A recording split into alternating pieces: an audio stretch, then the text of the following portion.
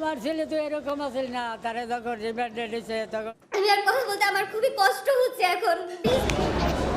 আমার ছেলে তো এরকম আছিল না, তারা যখন রিমান্ডে নিছে তখন যখন কোর্টে উঠাইছে তখন সে দিব্যি ভালো মানুষ।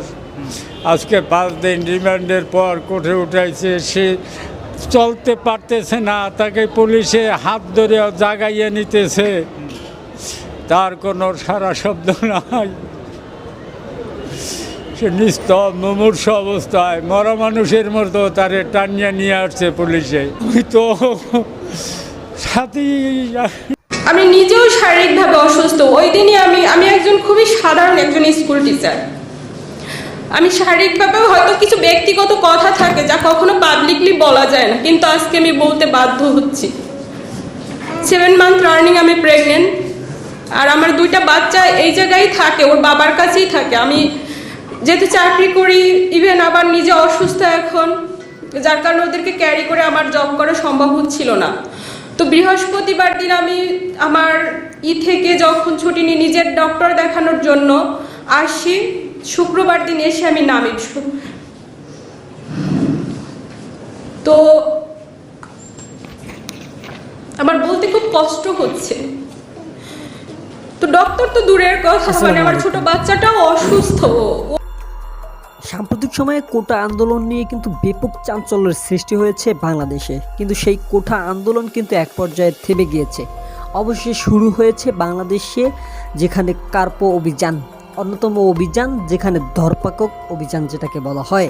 সেখানে গণমাধ্যমে বেশ কিছু নেতাকে ইতিমধ্যে কিন্তু গ্রেপ্তার করা হয়েছে, যারা সোশ্যাল মিডিয়ার মাধ্যমে সুপরিচিত মুখ। তার মধ্যে অন্যতম হলো আন্দ্রিউর রহমান পার্থ, অন্যদিকে হলো বিএনপি ইতিমধ্যে ডাকসুর সাবেক বিপি, যেখানে নূরকে দেখা যাচ্ছে যে আদালতে তোলা হচ্ছে, যাকে নিয়ে বর্তমানে সোশ্যাল মিডিয়ায় সবচেয়ে বেশি আলোচনা হচ্ছে। বিপি নূরকে আদালতে তোলা হচ্ছে 5 দিনের রিমান্ড শেষে। পুলিশের কাঁধে হাত দিয়ে ভর দিয়ে উঠতেছে। রিমান্ডে তাকে আদালতে রিমান্ড মঞ্জুর করার পরে 5 দিনের রিমান্ড শেষে কালকে আবার তার শুনানি ছিল, তাকে আদালতে উঠিয়েছে। কিন্তু এরকম পরিস্থিতি দেখে বা এই রিমান্ডের অবস্থা দেখে তার স্ত্রী কেঁদে কেঁদে যা বলতেছেন। অন্যদিকে তার স্ত্রী যে চাঞ্চল্যকর তথ্যগুলো দিয়েছেন, কিভাবে তাকে গ্রেপ্তার করেছেন, অন্যদিকে কি মর্মান্তিকভাবে তাকে গ্রেপ্তার করে বর্তমান পুলিশ যারা রয়েছেন বা ডিবি পুলিশ যারা রয়েছেন তারা নাকি তাকে গ্রেপ্তার করেছে, সেই বর্ণনাটি আপনারা প্রথমে ভিডিওর শুরুতে কিছু স্কিপ শুনলেন। দর্শক, সম্পূর্ণ ভিডিওটি যেখানে দেখা যাচ্ছে যে বর্তমানে যে বাংলাদেশের ধরপাকড় চলছে তাতে বেশ কিছু নেতাকর্মীরা কিন্তু গ্রেপ্তার হয়েছেন, কিন্তু অন্যদিকে তারা নাকি এই নাশকতা বা যেটাই বলেন না কেন, বর্তমান যেই যেই বাংলাদেশে যে ক্ষয়ক্ষতি হয়েছে বা বর্তমানে বাংলাদেশে যেই কয়েকদিন আগে তাণ্ডব চালিয়ে গিয়েছে বা তাণ্ডবের মতো একটি ঘটনা ঘটে গিয়েছে।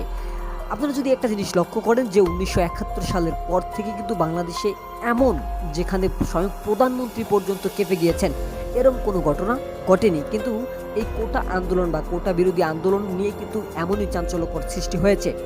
তার সম্পূর্ণ ভিডিওটি দেখার পরে বা এই বর্তমানে যেই পরিস্থিতি, বেশিরভাগ নেতাকে কিন্তু তাদেরকে রিমান্ড দিয়ে তাদের যেই তাদের অদলে যেই গোপন তথ্যগুলো রয়েছে বা তাদের যেই পরিকল্পনাগুলো রয়েছে সেগুলো বের করার চেষ্টা করছে বর্তমান পুলিশ। অন্যদিকে কিন্তু ইতিমধ্যে যেই নেতাকর্মীরা গ্রেপ্তার হয়েছেন তাদের কতটুকু এই ইয়ার সাথে ইনভলভ রয়েছেন কিনা তারও খতিয়ে দেখা হচ্ছে সম্পূর্ণভাবে। যাই হোক তাদেরকে যদি তাদের নির্দোষ হয়ে থাকেন তাহলে অবশ্যই তাদেরকে রেফাই বা তাদেরকে মুক্তি দেওয়া উচিত। আর অন্যদিকে যদি তারা জড়িত থাকে তাদেরকে তদন্ত করে তাদেরকে আইনের সঠিক আওতা বা সঠিক ব্যবহার করা উচিত বলে আমি মনে করি। দর্শক, সম্পূর্ণ ভিডিওটি দেখার পরে আপনাদের কি মতামত রয়েছে সেই মতামতটুকু অবশ্যই আমাদের কমেন্ট বক্সে জানাবেন। আজকের মতো এখানে বিদায় নিচ্ছি। দেখা হবে যেরকম পরবর্তী যে কোনো আপডেট নিউজ নিয়ে। ততদিন সুস্থ থাকবেন।